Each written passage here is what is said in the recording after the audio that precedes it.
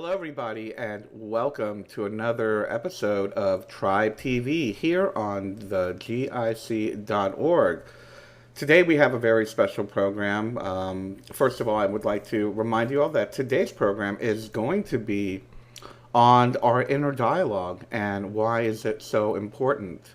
Many of us have a constant, how shall we say, a constant chatter going on in our mind, and that does influence the way that we deal with our lives. It does deal with how we live our life, the habits that we create, how much we love each other, how much we dislike ourselves, how much are we willing to give to the world around us and what we can do to make it a better place. So I would like to think that the better the inner dialogue that we have, the better of a life we're going to live, and the better of energies and intentions we're going to share with the world around us. So I do have some bad news and I have some good news for today's broadcast. It just came up recently, yesterday. I was notified by Roxy Lopez that she had a scheduling conflict and will not be appearing on the program today. She sends her love to everybody and she promises that she will be back next month. However, I do have a very special surprise guest joining me today to be a part of this discussion with all of you. She is the author of Blue Star Prophecy. Many of you know her from Project Camelot, from different tours around the world. For me, she's a world traveler and a very, very special friend. And I'm very honored and grateful that she agreed to join us today. So let me welcome our dear friend here at GIC. And let me make sure I do this correctly. One second. Let's get the frame right. Ladies and gentlemen, please join me in welcoming Miriam Delicado to today's show. Hi, Miriam. Thank you. We're so grateful and honored that you agreed to do this at the last moment. So thank you for joining me today. Well, it's always a pleasure to be here, Bernard. And it's actually really timely because, and I want to send out a beautiful hello to Roxy and tell her how much we love her. But the concept of inner dialogue is actually what I've been talking about with everyone around me for the last few weeks. Oh, is that So for timely? me, it's very interesting that all of this is happening and that I've had this opportunity to talk about it.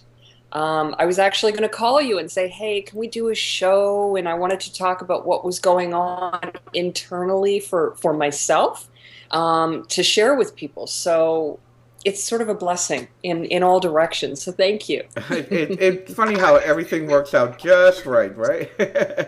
We have been talking about doing the show, Roxy and I, for a couple of weeks.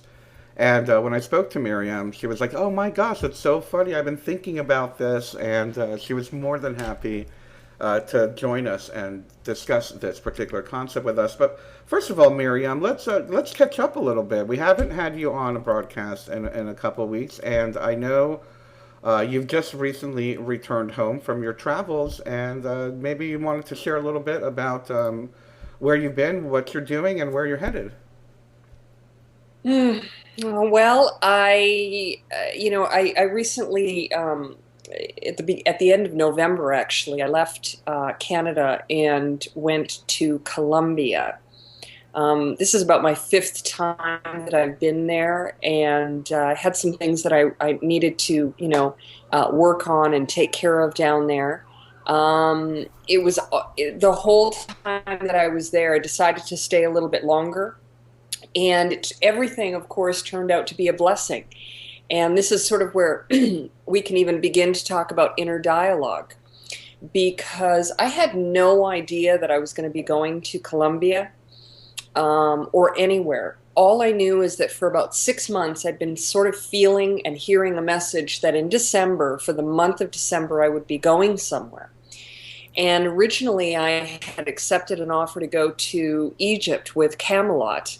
But some other things came up and I had to change my plans and ended up traveling to Bogota, Colombia. And it was interesting because a lot of things really happened in order for me to go there for 6 weeks instead of the 2 weeks that I had originally planned on going. And then after it happened, I was sitting back saying, wait a minute, I've been hearing that message for 6 months that I would be going somewhere for December. And I met the most incredible people there and had a wonderful experience for the first time in my life, had an opportunity to actually go to a Sundance. And that was really, yeah. There were some people that came from the north and created a Sundance in just outside of Bogota.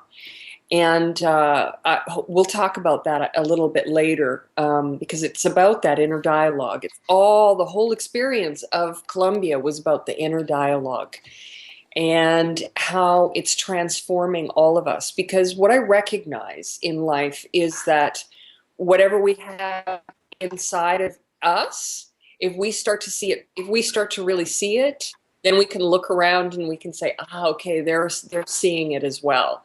So worked a little bit with the indigenous people there and some of the communities, and again had this opportunity to participate and support the people coming from the north to create this Sundance. It was extremely powerful.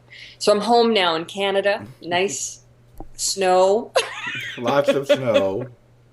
Snow as I look around. It's actually, there's no snow on the ground right now, just tiny little, little pockets patches, that are left, yeah. But in patches, yeah. But it's been really, it's been nice to be home. Very good, very good.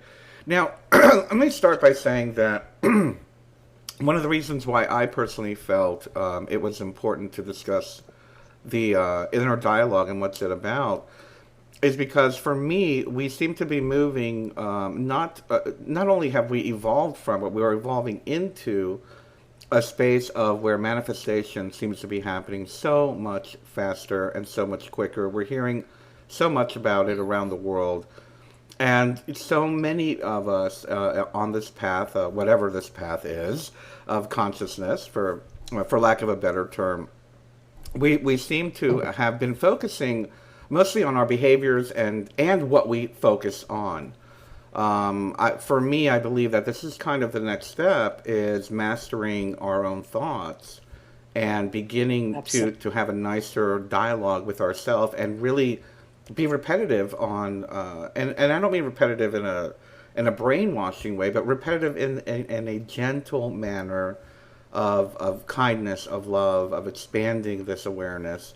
And I wonder what are you getting from your inner dialogue in reference to why has this become, why is this the next step? Why is this the next step? Is it, the whole law of attraction, law of manifestation? What is your take on why we're finding this now to matter so much more than it did?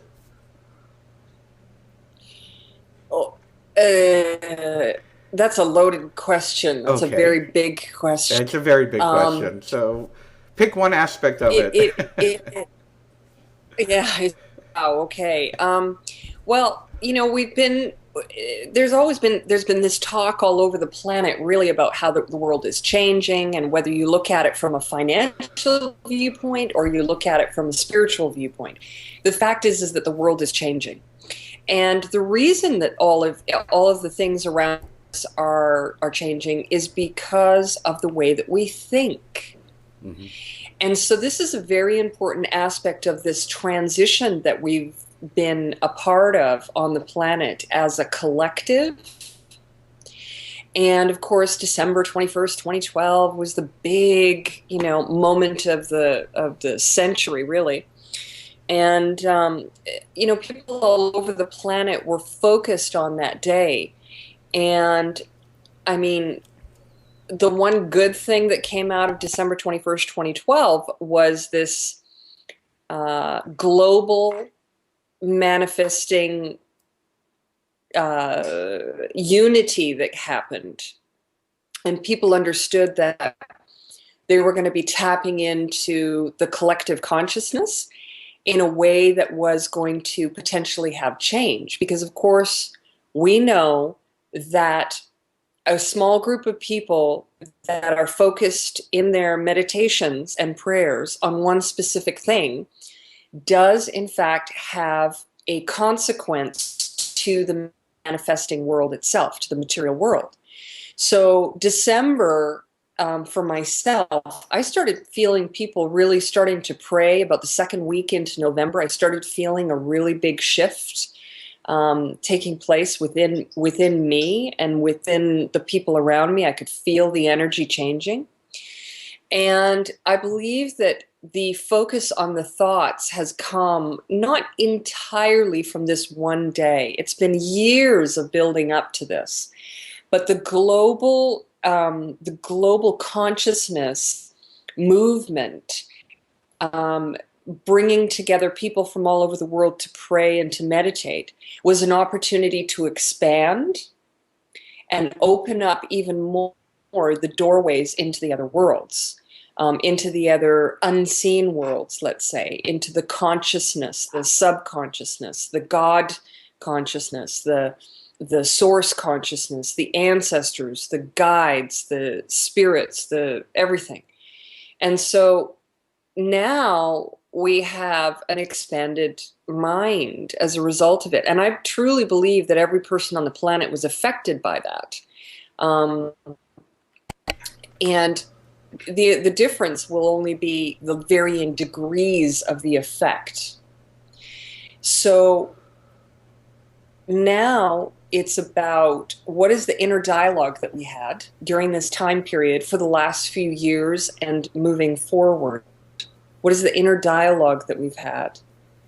And how can we quiet our minds? Because really, I really like to share sometimes very personal challenges that I've had, because it's easier to express what I'm feeling or what I sense, or the experience of what I think that most people on the planet are going through. And that is that the inner dialogue for myself has been one of almost denial in certain areas of my life, saying, oh, no, no, no, no. You know, you didn't really, maybe you're not actually hearing someone's thoughts, or maybe you're not really seeing something as clearly as you think. And what happened for me in the last 2 months is that has been removed from me. This inner dialogue of, no, you're not doing that, to, yeah, okay, I am. So what? Let's move on. Right. And I think that, I mean, we were talking about this a little bit the other day. And I really believe that now the mind has shifted. And so as a result of that, we're able to focus ourselves more clearly. Absolutely. And I can't help, I can't help but agree with everything that you're saying, because for me, what I'm sensing and what I'm getting is that this is the next step. Now we've gotten to the place where we need to start taking responsibility for the way that we think. It's been a wonderful journey. It's been a wonderful path of, okay, taking responsibility for, let's say, as a consumer, what products are we buying? What corporations are we supporting? Okay, that was step one. Step two was our behavior, being kinder, being gentler.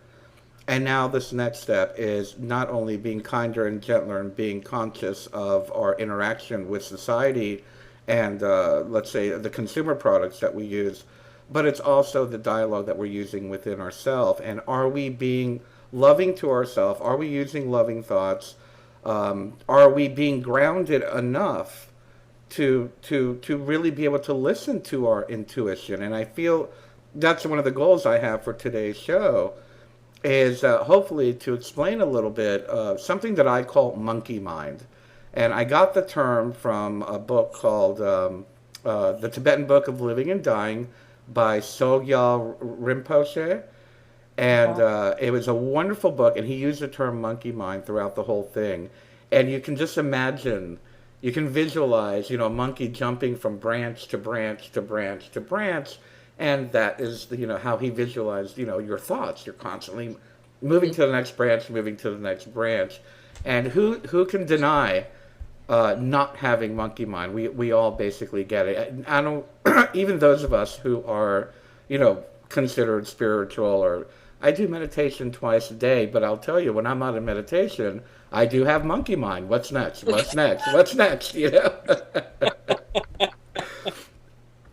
Yeah, monkey mind is definitely present. It is most certainly present, and that's so well said. That's exactly what this transformation. Um, I don't know how it's a little bit challenging to describe, but this internal dialogue that's been happening with, I mean, really, it happens with all of us. We question ourselves. It's the what when I'm talking about an internal dialogue, what I'm talking about is that little part of the mind that questions itself all the time, Hmm. that causes you to say, "No, you're not right. No, you are not doing well. No, that's wrong." And whether it's a good aspect, saying, you know what, you need to slow down, you need to take a step back, you need to be more caring or loving or cautious or something like that. There's different parts of the internal dialogue. Yeah. And I think that that's where we're at right now. What part of the internal dialogue am I hearing right now? It's not because that internal dialogue that sort of is a criticism to yourself can be good or Yeah. it can be bad. Yeah. And I think that that's where the internal dialogue has shifted for me personally. Hmm. And it's caused me to be so much calmer, recognizing those different parts of the internal dialogue that I have been having. And it's fascinating because it came to me from the external in almost like it was almost like a play being put in front of my Right. eyes visually. And I looked at it and then all of a sudden I went, wow. And it was like everything just went click, click, click, click, click, click, click into place. And I understood, truly understood what some of my challenges have been and how to overcome them was really by understanding where that internal dialogue was coming from. Because the internal dialogue is, oh, you're perfect. Oh, you're perfect. You're the best. You're the smartest. And then another part of the internal dialogue is telling you you're garbage and that you're nothing and who do you think you are? So those two things, neither one of them is productive. Hmm. So you have to find the internal dialogue that says, you know, you have beautiful attributes, you are intelligent, you are loving, you are kind, the things that are good to yourself. Because people always say, well, you shouldn't be talking about yourself. Well, what should we be talking about? We should be gossip about other people. Yeah, I know, right? So we're talking about ourselves to show that we are in the same situation as Yeah. everyone else out there. And the pathway to this internal dialogue is to determine what is the internal dialogue and where is it coming from. For example, I can externalize to someone and get really upset with them over something that I shouldn't be upset about, but actually where that's coming from is my own personal internal dialogue. And I recognize that now. Right. And you know what? That is the goal of I would hope would be the goal of every human being at this point.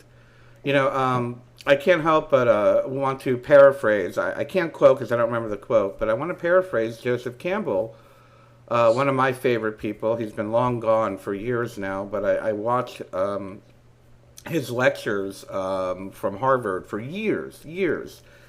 And one of the things that he kept speaking of, as far as internal dialogue is concerned, He said it is our place not to be the subjective person in that conversation. When we're having inner dialogue, it's not to be subjective. The great place to be is to be the watcher and to be the one aware of the inner dialogue and to be objective.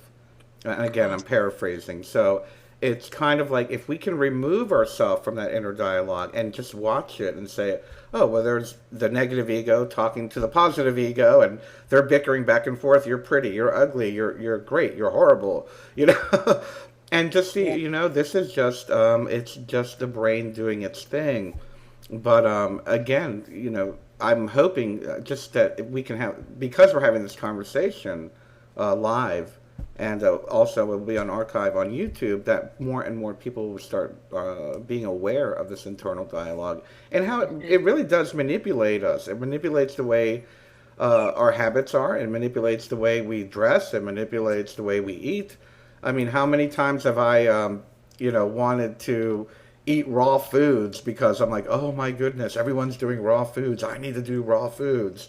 You know, you're not spiritual enough if you're not eating raw food, you know. And it's like, wait a second, I need to listen to my gut, my intuition, and what is my spirit ready for. And Yes. it's kind of that, again, it's that moment of just stepping back and saying, okay, it's time to listen to my gut. Shut off the brain, shut off the ideas that I'm getting from the outside, and even shut off the ideas I'm getting from the inside, which might be repetitive behavior from something past. But to just be quiet and to listen to your gut. And I think that's probably one of the reasons why I started our Tuesday consciousness classes. My goal is to help people be able to contact their higher self. And I feel that's where you're going to get the purest form of inner dialogue. So, Miriam, what about this whole idea of being the watcher of the dialogue? Is there anything that you do yourself when you get that moment of aha, and it's like, this isn't my conversation. I'm just going to watch this. You know? Well, what's really interesting about this for me is that I have been asking one very specific question for guidance on it for about 2 years now. And it's something that has been my absolute greatest challenge in the work that I'm doing. And I kept saying, I need someone, somewhere, somehow, something to help me with this. Because spiritually, even, I couldn't move past it. And it was very specific.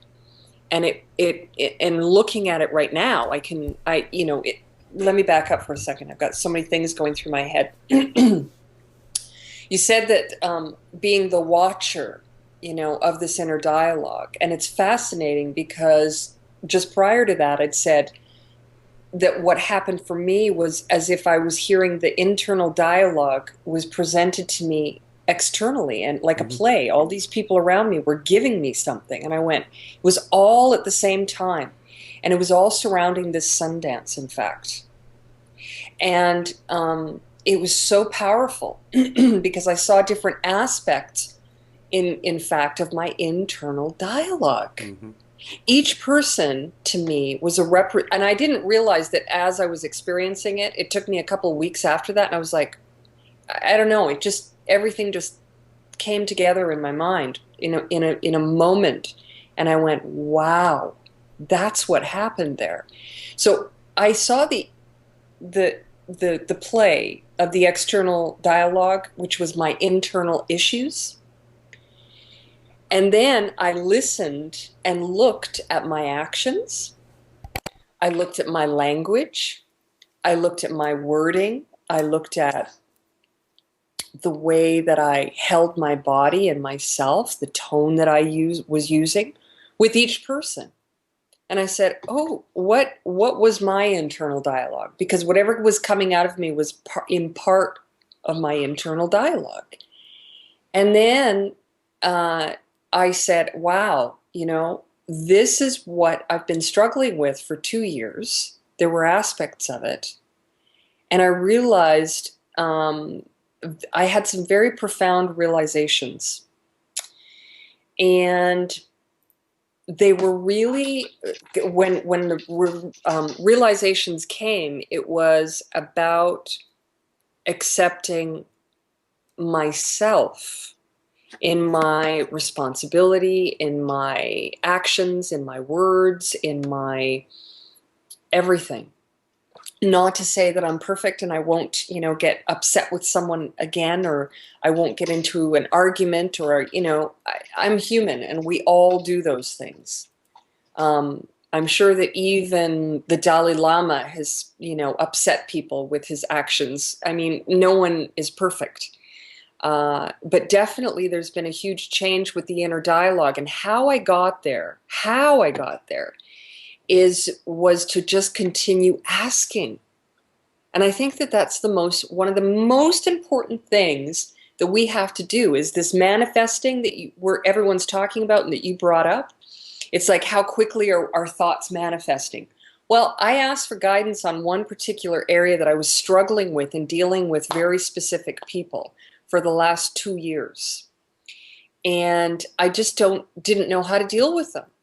And they're people that are very ego-filled. They're very power-mongering. They're very sometimes influential. They're often in high positions, or have positions of authority in some way, and they're just not nice people. And they attack me because, and sometimes and often I don't even know why.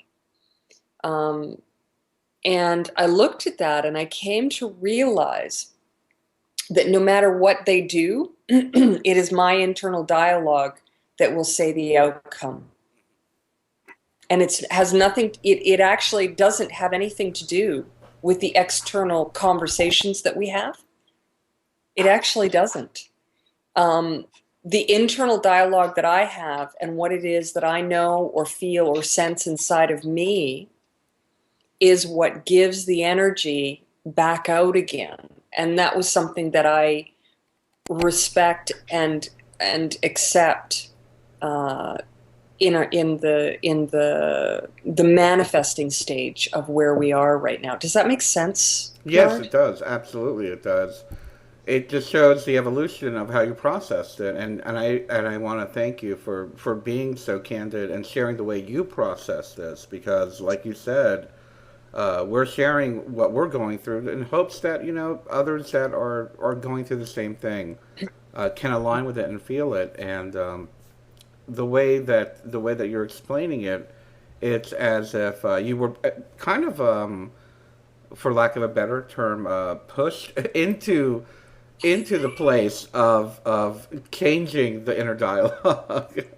Oh, And I think yes. that happens with most of us. We're so used to, we get caught on this, again, the monkey mind, or the broken record. I used to call it the broken record. It was a broken record that kept playing over and over in my head. And eventually you just have to change the record. And you're like, all right, let me put on a new record. I'm gonna deal with this in a very, very different way. Yeah. But on top of that, even since I've come back, I've had some conversations with people, and I I recognize that the internal dialogue, it's important that when I recognize the old kick pattern of maybe something that I would have said in the past, I'm stopping it before I verbalize it and make it manifest in this world. Very much so. So if my response to someone would have normally have been like, okay, I have to go, I have to, blah, blah, blah, blah, blah, and I'm really curt with them.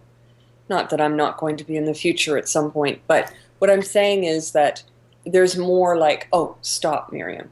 And I can hear that. Whereas before it would be like, stop that, but it was so far in the distance. It was like hearing someone call something, way off and, a block away or something. It's very interesting though, because I want to just reiterate again that it's about people have asked me questions since I came into the public. How do you connect with spirit? How do you understand how did you learn how to have premonitions, go into the dream time, connect with the other worlds, travel in other dimensions, have visions, all of these things. How did you learn all of this and so much more? How? I say, well, I just asked. Yeah. I asked the question. And they're like, well, I do, and I don't get an answer. No, you're not asking the question. Because I've just said, just here and now, I've asked one very specific question for 2 years. At least, maybe even three, actually three. Yeah, we're talking 3 years. Right. And if I think about it, I can probably, yeah, I can probably say even further than that, 3.5, because it started with one particular person that I didn't know how to deal with. And it's just been one person like that after the next, after the next, after the next that I've been challenged by. And I've been asking all this time, how do I deal with that kind of a person when they are doing this? There's a very specific action that people have done that is jeopardizing. It literally jeopardizes the balance of the planet, the world, the sacred, the energy itself. And I realized that if their ignorance is causing this, it is not possible for me to educate them. This is very important for everyone out there who wants to, quote, teach the people around them something. This is what I've seen in myself. It is not my job to educate those people who are making grave errors in attacking or breaking the sacred energy of life. It is not my job to educate them on what they're doing, because by trying to do so, it sounds as though I am filled with ego and I am filled with attitude and I. And in fact, it's about what we're doing collectively. And so if I cannot walk away from them, I know that the dialogue I need to have with them is going to be very subtle and very, very patient. And just to be clear on where I stand in the situation. Thank you very much. I appreciate what you've shared with me. I'm not interested. Thank you very much, and walk away. Mm-hmm. Rather than, look, what you're doing is wrong, blah, blah, blah, blah, blah. And if they do not realize what they're doing, they will continue to walk down a path of destruction. And what's interesting is that in the last few weeks for myself, I saw all of these different people. There's been a small handful of these people in the last few years, and they all work together, by the way. Mm-hmm. All of them work together. Of course they do. And they're very destructive. Selling the sacred, talking about the sacred when they don't have the authority or the right to, or the knowledge, speaking on behalf of indigenous people, like the Hopi, for example, when there's no authority there to speak on behalf of, quote, Hopi. Mm-hmm. And what happened is that I sat back and I said, okay, the internal dialogue is telling me not to worry about these people. Just let them go. And now I understand exactly how to do that. And what I had a recognition of only in the last 6 weeks, well, 8 weeks now, which is fascinating, is this. I have visions and dreams and insights and feelings and all sorts of things that I can even hear conversations with people that are not present. They may be halfway around the world, and I know what's going on. I know what's going on. In the past, a lot of these visions that I've had, the external people would say, oh no, maybe that's not right. How do you know that? You don't know that, blah, blah, blah, blah, blah. And I'd say, well, I do know that. Well, you know what? I don't even need to say that anymore. All I need to do is recognize, yes, I do know that. So what? I do know. And then all of these things were one after the other was confirmed for me. Things that have been happening for the last 25 years of my life were confirmed for me as being clear and the truth, um, and the correct path for me. And that's the internal dialogue that I want to connect with, that we all seek, is that internal dialogue that gives us the guidance, and the external dialogues that say, oh, you're no good, you're this and you're that, and no, you can't know this. And then the external dialogue is the people standing in front of us. Oh yeah. That's part of our internal dialogue, really, because those people tell us something repeatedly and then we question ourselves. Well, if it's in love and if it's in respect and honor of the sacred, if it's in respect and honor of yourself and the people around you and the earth, then how can that be wrong? So we, all of us, need to have the internal acceptance of the good dialogue. And then externally, we end up sharing that. Because just to wrap this up, what took place for me was profound. Because all of these individuals that I've had these issues with, every one of them right now is starting to have the truth come out. And it's not just because of it's not because of me, but it's because of a collective of things that have happened around them. And the truth is coming out that they are an ego, that they're power mongering, that they're money grabbing, that they're this, and it has nothing to do with me. So it's a lesson to say, you know what? When we are faced with people that challenge us, it could be that we are only looking at our own internal dialogue to overcome what it is that they're sharing with us. So when you're faced with someone that you're challenged by, go sit down. This is what I learned. This is what I learned. I need to really sit down and ask myself, how am I thinking about this person? Is this coming from ego? Is this coming from the compassionate self? Is this coming from an external dialogue? And it gives you the strength to be able to find a pathway to bring the internal dialogue that's positive out to this world. That was big. That's brilliant. It was very big. Not only brilliant, it's not only brilliant, it's very profound because I feel that a lot of us, again, I know I mentioned it a few minutes ago, that we don't really have the clarity. Sometimes some of us do not have the clarity as to how the external dialogue is affecting the internal dialogue. And what you were saying about, well, let's say, I'll share something somewhat personal. I'm not going to go into detail. But, you know, here I am doing the work that I do and have been doing it for many years. And I know I posted about it on Facebook recently, so I'm not going to go into detail. But here we go. We got one person within my inner circle that I considered a dear friend telling me that I'm horrible, that I'm hate-filled, that I'm this, that I don't walk the talk, and who do I think I am, and la la la la. And there is one aspect, and I'm sure anybody who would hear something like that would question, oh my gosh, am I? Am I?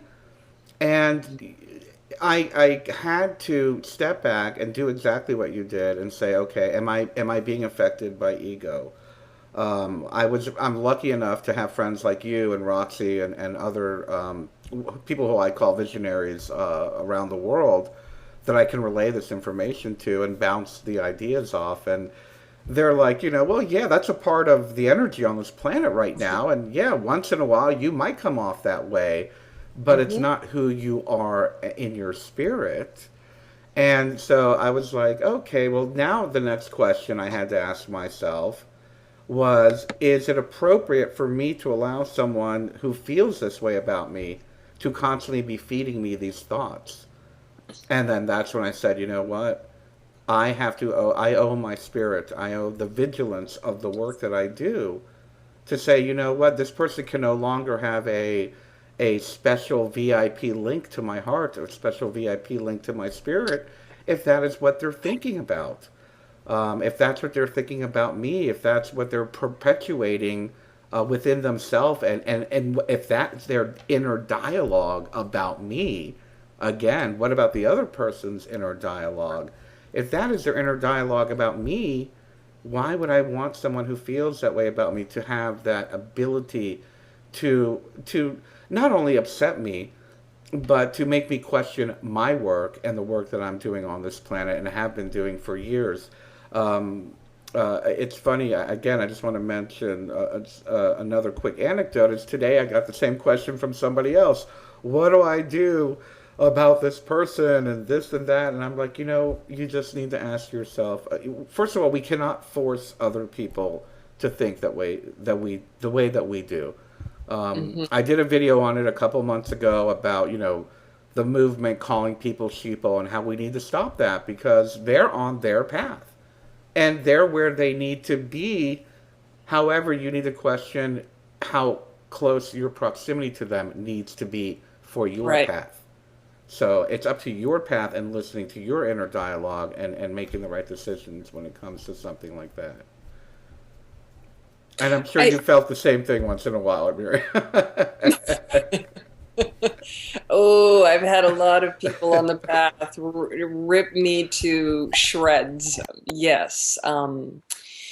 And uh, it's interesting because again, listening to what you've just said about how who do you have surrounding you? I've gone through that process also in my public life. Um, I opened the door at one point to a lot of people, and I ended up just about getting, falling on the floor every day, trying to talk to everyone, trying to be there for everyone, trying to have these conversations, trying to share my life and do all these things. I'm like, wait a minute, what am I doing? This is crazy. And then these people started to judge me and I'm like, hey, people meet me in person, and after you meet me, you're going to say, who, I don't get it. Who's that person right there? Because I don't know you. And it's like, well, no, you never did know me, did you? Because I'm out here, and what we see in people, what we see is not who a person is. Talking about inner dialogues and talking about the external and how to balance it. I was recently faced with a situation where I helped a friend out with someone that was not acting appropriately. And they were being very, very power mongering, trying to put pressure onto many people because of their position. And they were going to affect this woman's life in a very negative way. And I sat with this man, and he started to tell me, oh, I'm going to teach people this. I'm going to teach them that. I'm going to teach them. I thought, oh, you're going to teach. I thought to myself, I could hear that dialogue. Oh, you're going to teach people, all right.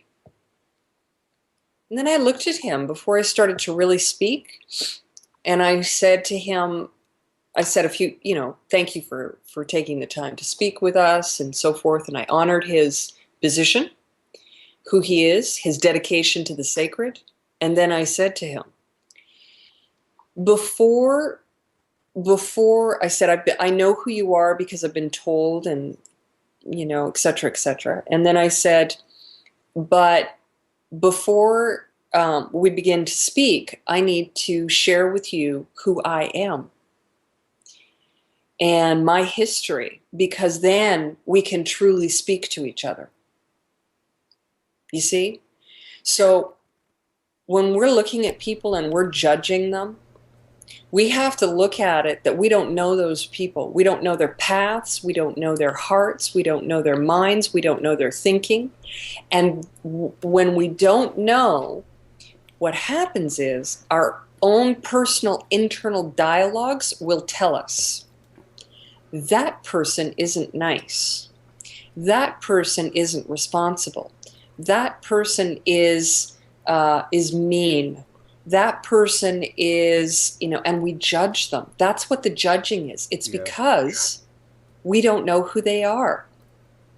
And that becomes part of our personal dialogue, inner dialogue, that then manifests itself in us saying what we think of that person, Which may not necessarily be who they are. which may not necessarily be who they are at all. And so when I shared with this gentleman who I was, he said, "Oh," he said, "thank you, someone who finally understands how this all works." But when he heard who I was, because I told him my work, and I told him a few things, he kind of sat back and went, "Oh, okay, time to take someone seriously here." And I think Right. it made him a little bit nervous, and because of how I said what I said to him and so forth. And that was not really my intention to do that, but that's just what came out. And it's interesting because when we understand who the other people are, comes back to something that I've talked about my whole life, which is communication. I've in the past, I've had, been in a relationship with a man that went sideways. We've all been there Yeah. as women and men. We're in relationships that go sideways. And this man was cheated on me. And it was very hurtful. But, and I knew it. Intuitively, I knew it. I mean, I won't even go there. It was so hard for me. And what happened was, I realized that I could get really angry with him and scream and yell and tell him what a jerk he was and blah, blah, blah, blah, blah, blah, blah. And then I would walk away from that relationship angry, and I would walk away never being able to say how I truly felt or what I went through. And I insisted that this man come and see me one last time. And I sat with him very calmly, and I explained to him how he'd hurt me, and how and explain to him what I was thinking. And it's about, I saw that the internal dialogue that I was having was saying, you need to talk to him, you need to tell him these things. But the internal dialogue, I said, okay. And I'm angry. I was really angry. This was a long time ago. I was so angry.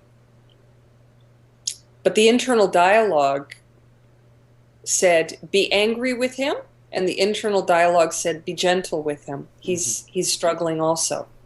So which internal dialogue do you follow? It's like looking at everything. I have this philosophy in life. I've had it my whole life, that there's always three choices to absolutely every single thing that exists. And there are no more than three choices. If you think you have 9 choices, then what you have is the 3 and then 3 on top of those. It's not 9 choices in that moment. It's 3. So you're going to primarily have 3 internal dialogues. One that's extremely positive, one that's extremely negative, and one that's going to be clear. Find your internal dialogue that's clear. And again, it's like for me, being able to verbalize some of this right now is beautiful, because I have personally experienced another moment of clarity in my life. There's a couple of moments in my life where everything went whoosh, boom. That's just happened. And I believe that there are many people out there, because of what we went through in December 21st, 2012, not because of where we are in the planet, not because of the energies of the universe, which are all very much present in our time right now. Absolutely. But because on December 21st, the days leading up to it, the days after it, the entire planet was praying and meditating. And that's why we have this opportunity to really get deep into our internal dialogues, to find the clarity for what it is that we need to do on a spiritual, physical, mental, and emotional levels, to be able to connect with the people around us, communities, the world and the other worlds. And that all is tied to the internal dialogue. Here, here. Absolutely. Now I'm going to take it. I'm going to take it to a linear logical moment here, just for a second. And I want people to do me a favor and Google the word neuroplasticity. I'm not sure how to spell neuro, but I guess it's N-U-E-R. I'm not sure, but neuroplasticity. And I want you to understand how your brain works. You know, the more we learn about how our brain works, yes, we are a spirit incarnate in a body. But in this body, there are certain systems that work a certain way. I'm not going to go too much into it, but let me just give you a brief overview of what neuroplasticity is.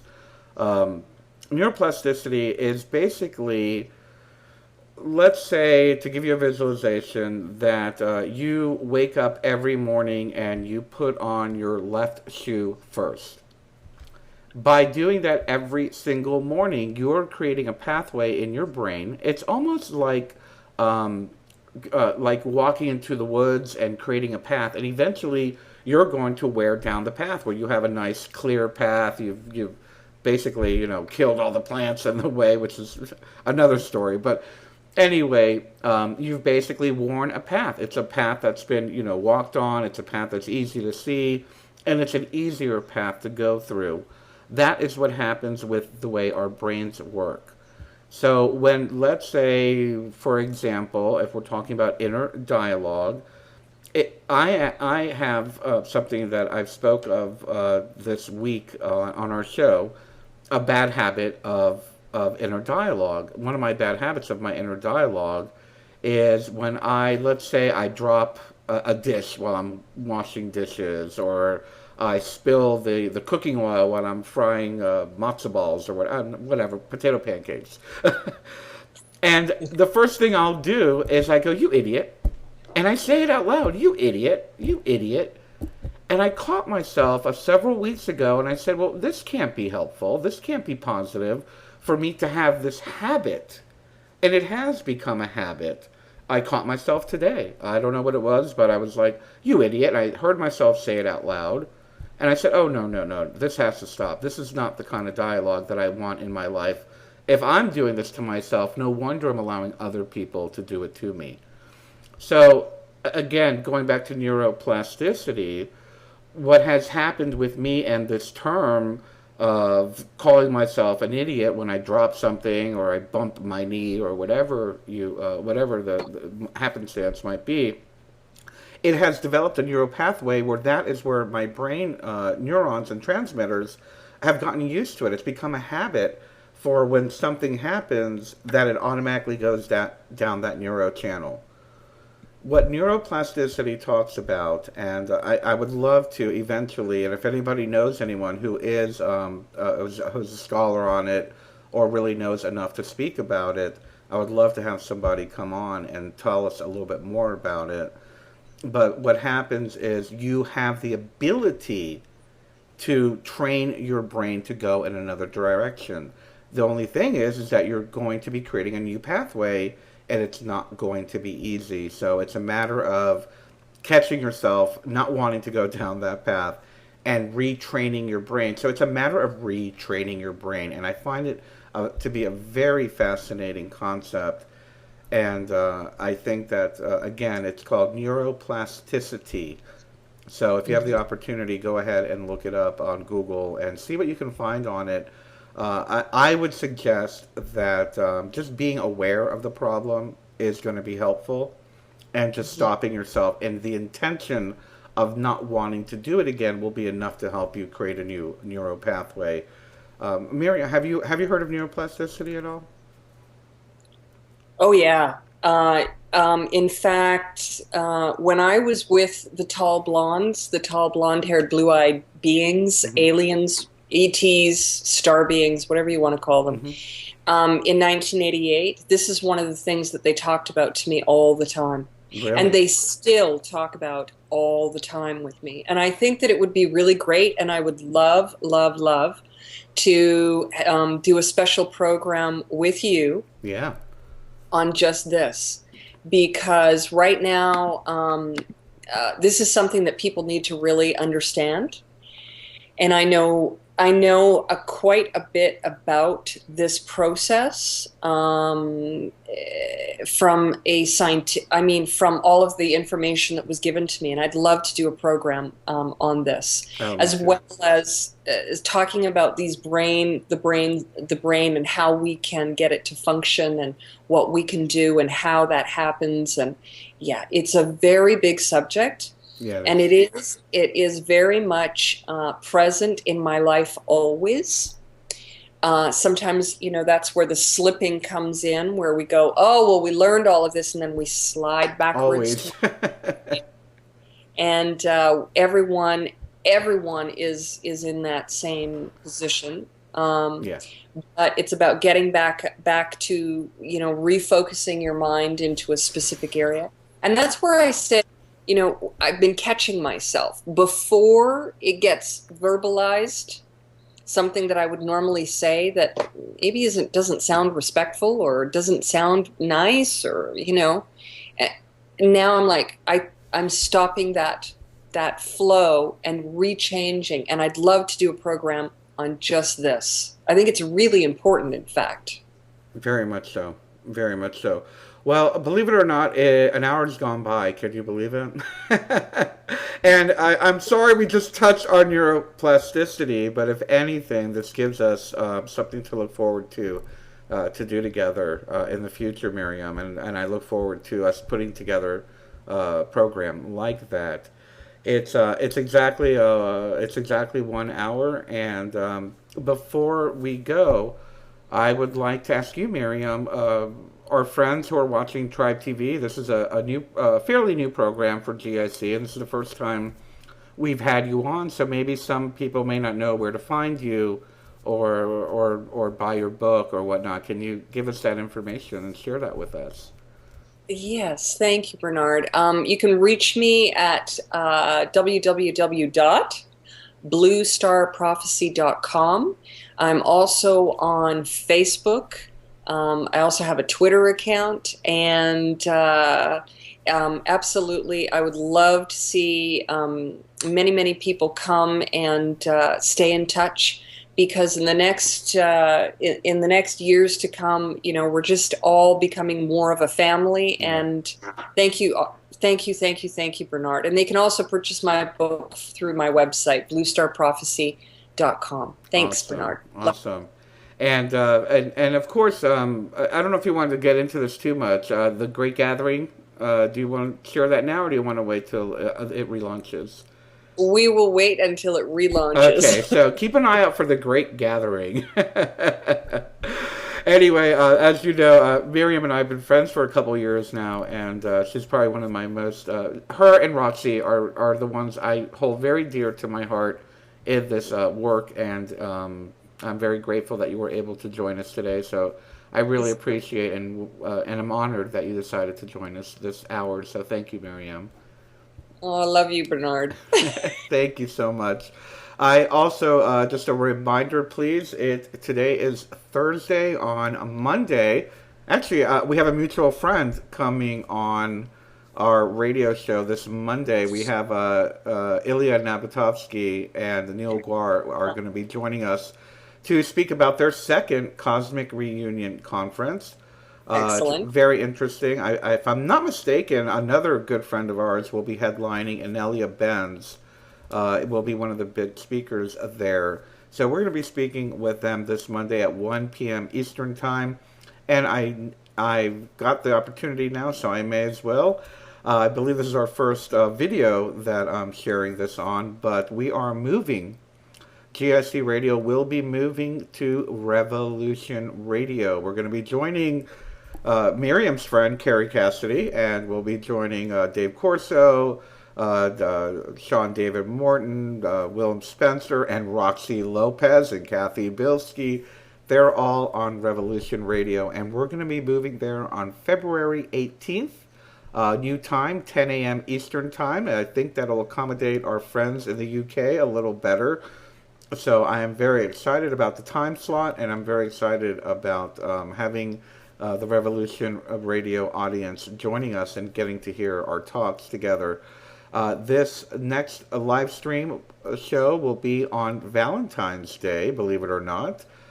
We have, speaking of brains and how brains work, we have James Olson is going to be joining me for the hour, and he talks about the right brain, left brain, and his book, I believe, is the right brain, left brain path to, or the whole brain path to peace. So how can we better utilize our whole brain? And he will be joining me live in 2 weeks on Valentine's Day. I think that's a good time to learn how to use your whole brain. When you're in love, you know how that goes. But I Yeah. joke, I joke. But anyway, everybody, please remember, make sure you check out Miriam at thebluestarprophecy.com. And as always, please remember that we are fully funded by you, our viewers, our friends. We are the PBS of consciousness, and we need your support really bad right now. So if you could, go to the gic.org/donate, or better yet, you can become a member for as little as $1 a month donation, and you can have your own profile, your own web page. You can create groups. You can interact with everybody on the site. We have 4,000 members around the world. So if you could, please find a way that you can support us and help us. And if anything, just share the program. That's very helpful too. So we love you. We thank you. And Miriam, just wondering if you have one last thought that you'd like to share before we call it a day. Yes, as always, just sending out much gratitude to everyone out there who supports the process of this transformation and change, whether it's by taking care of a family member, by being in service to your community or other people around the world, and to remember that in any way possible that we are here as a collective, and by servicing, giving service to others, we actually serve the greater and higher self. And so much love and gratitude in all directions, including for all of the people who financially support all of us on this path. Thank you so much, because without you, we would not be able to do any of this work. And each part of this collective around the world is creating change, whether it's spiritually, physically, mentally, or emotionally. So thank you. Much gratitude and love. Take care. See you next time. Absolutely. Thank you so much, everybody. We're going to call it a day. We love you, and I will see you on Monday on GIC Radio. Thank you for joining us.